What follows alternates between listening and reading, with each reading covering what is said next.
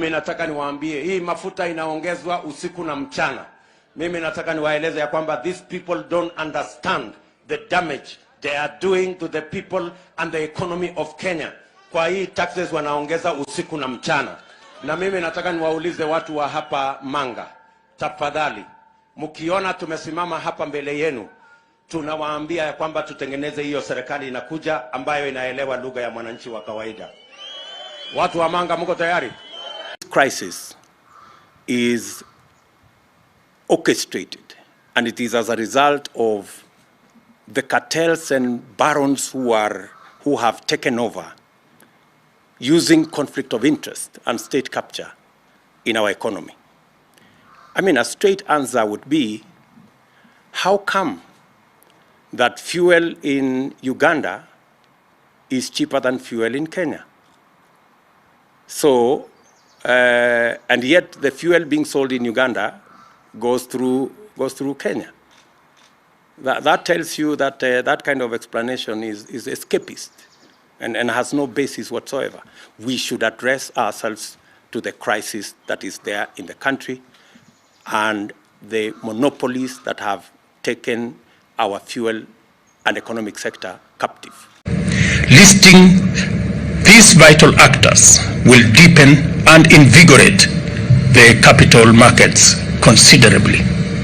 I am looking forward to days in the very near future when we will be reporting every Monday and every Thursday to be the days that were traded highest in the Nairobi Stock Exchange.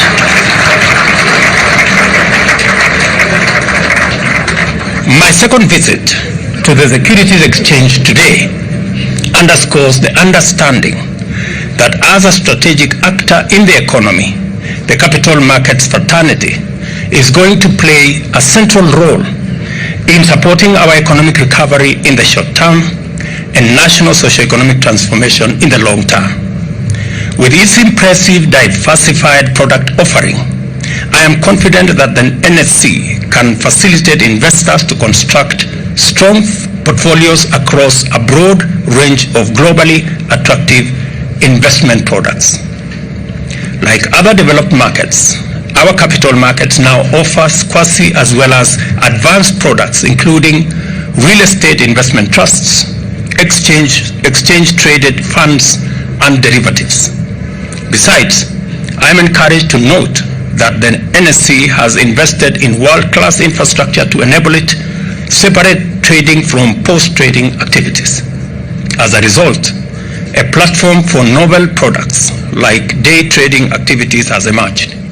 Additionally, this infrastructure provided much-needed resilience which enabled the NSE to weather the disruptions occasioned by the COVID-19 pandemic. It is clear, therefore, that the NSE is the ideal institution to power our economic resurgence and finance our national socio-economic transformation.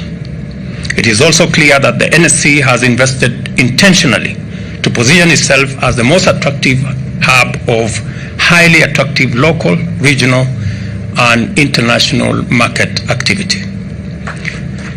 It is ready. From where I stand, it is ready, capable, and aligned. Any entity wishing to list an offering will do well to make the NSE its first, maybe best, maybe only choice. This is what CPF Financial Services have done with these inaugural REITs, and the reasons are abundantly clear.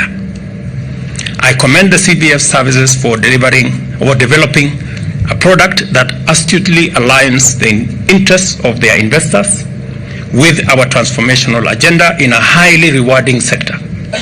This kind of visionary problem-solving strategic imagination is needed to usher our capital markets and economy back to its traditional pioneering place. At this point, I wish to emphasize the government's commitment to sound, consistent, stable, and predictable investor protection mechanism consisting of an impartial and transparent regulatory framework. We shall not compromise on our quest to establish and maintain a standard of leadership, governance and management in our capital markets that inspires the confidence of international capital markets actors and investors in order to reverse our recent negative performance. It is our intention to give comfort to local and international investors through credible and effective institutions and reactivate our dormant central depository investor accounts.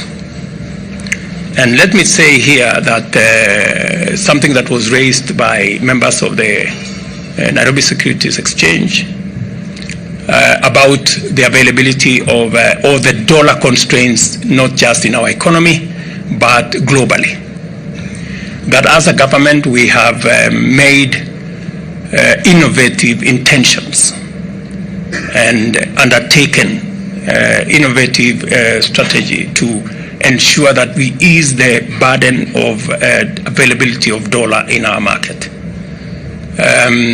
We just concluded last week an arrangement, a market-driven arrangement in our fuel sector that will see Kenya access all our fuel needs on a deferred 6-month credit.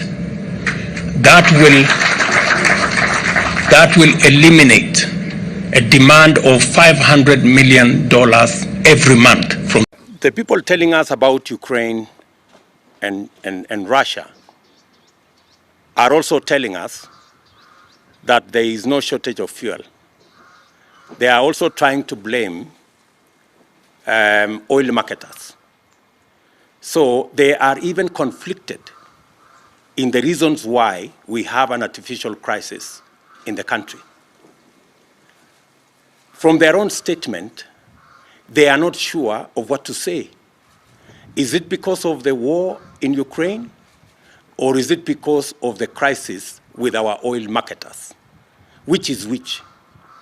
And that goes to tell you that this crisis is orchestrated, and it is as a result of the cartels and barons who have taken over, using conflict of interest and state capture in our economy.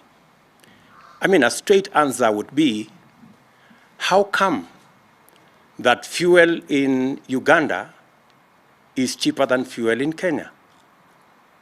So, and yet the fuel being sold in Uganda goes through Kenya. That tells you that that kind of explanation is escapist and has no basis whatsoever.